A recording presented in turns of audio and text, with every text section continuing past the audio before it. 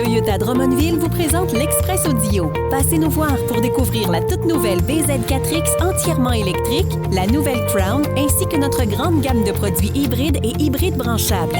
Venez commander votre véhicule dès maintenant. Toyota Drummondville, bien plus qu'un simple concessionnaire. Bon jeudi, nous sommes le 5 juin 2025, ici Martin Bocage et voici votre Express Audio. Côté actualité, tout d'abord, une nouvelle ressource intermédiaire unique en son genre vient d'ouvrir à Drummondville. Fondée par Laurie Murray et Laurie Plante, l'ORI accueille 8 jeunes de 16 à 21 ans sous la protection de la jeunesse. La ressource offre un hébergement transitoire en colocation et un accompagnement 24/7 pour favoriser l'autonomie. Le projet soutenu par le CIUS propose un cadre structuré, gratuit pour les jeunes à condition qu'ils soient aux études ou en emploi et respectent certaines règles. Francis Adam, maintenant, œuvre depuis 25 ans à la ville de Drummondville, dont plus de 10 ans en tant que directeur général. Son leadership, son souci d'innovation et sa capacité à mobiliser ses équipes ont été soulignés lors de la cérémonie de remise des Grands Prix de l'Association des directeurs généraux des municipalités du Québec. Plus précisément, Francis Adam a mis la main sur le prestigieux prix Distinction. L'événement s'est déroulé mercredi à l'occasion du congrès 2025 de l'ADGMQ en présence de plus de 300 personnes. Il y a la paroisse de Notre-Dame du Bon Conseil qui met à jour son plan d'urbanisme pour la première fois depuis 1989. Ce document que le conseil municipal souhaitait adopter avant les élections cet automne doit établir la vision du développement des 20 à 30 prochaines années. La priorité numéro 1 est de protéger le territoire agricole, souligne le maire Stéphane Dionne. Le plan identifiera aussi les zones où de futures constructions résidentielles pourront être faites, ainsi que les zones d'affectation commerciale et industrielle légère. Maintenant, pour une deuxième année consécutive, le Carrefour d'entraide de Drummondville organise son événement 24 heures de cuisine collective. Selon le responsable de la cuisine collective, Jonathan Goupil, cette activité est unique en son genre et aide directement la communauté.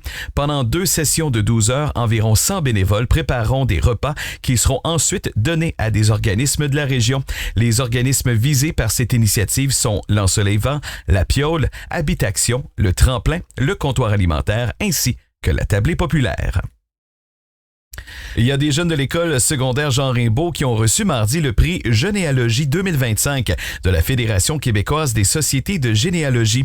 Ils l'ont obtenu, grâce à un projet initié par leurs enseignants de français, Annie Jutras, en collaboration avec la Société de généalogie de Drummondville. Le but était de leur faire découvrir qui sont leurs ancêtres et d'où ils proviennent grâce aux outils d'archivage de l'organisme drummondvillois. Une bourse de 100 $ a été remise à l'école secondaire ainsi que 8 adhésions à la Société de généalogie pour les jeunes souhaitant poursuivre leurs recherches ou les compléter. Il y a près de 30 entreprises qui participeront au marché des petits entrepreneurs du Carrefour Jeunesse Emploi Drummond le 7 juin aux promenades Drummondville. Cet événement unique permet aux jeunes âgés de 5 à 17 ans de vivre une expérience concrète en affaires dans un cadre ludique et inspirant. Un total de 46 jeunes entrepreneurs ont confirmé leur présence. La population est invitée à venir les encourager de 10h à 15h. Et finalement, c'est ce mercredi qu'avait lieu le lancement de la saison de tourisme Centre du Québec, annonçant officiellement le début de la haute saison touristique pour la région. On retrouve une panoplie d'activités à Drummondville, dont le village québécois d'antan. Et à travers le territoire, les visiteurs pourront à nouveau voter pour leur coup de cœur de l'été. Il est décerné à l'entreprise touristique pour laquelle le plus grand nombre de visiteurs auront voté lors de leur passage. Voici les sports. Côté sport, maintenant, le visage du Brock Nutrit Lambert est transformé depuis l'entrée en scène de Michel Dagenet. Acquis dans une transaction monstre avec les Cascades de Shawinigan l'été dernier, le frappeur de puissance de 28 ans n'a toujours pas disputé un seul match devant ses nouveaux partisans. La nouvelle coqueluche du baseball drummondvillois piaffe d'impatience à l'approche du lancer inaugural dans le nouveau stade de la rue Jacques-des-Hôtels, prévu le 4 juillet. Pour lire l'entretien avec Michel Dagenet avec l'Express, rendez-vous sur l'application de votre journal. nouvelles. Et dans la Ligue de hockey junior Maritime Québec, le calendrier de la prochaine saison régulière a été dévoilé mercredi. Les Voltigeurs ouvriront la campagne 2025-2026 devant leurs partisans le 19 septembre, alors que les Saguenayens de Chicoutimi seront les visiteurs au centre Marcel Dionne. Parmi les autres dates à retenir, dans le cadre de la Coupe de la 55, les Voltigeurs disputeront 2 parties en plein air sur le site de l'Hippodrome de Trois-Rivières.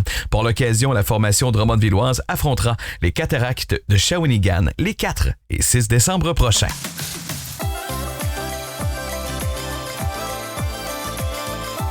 Voici la météo.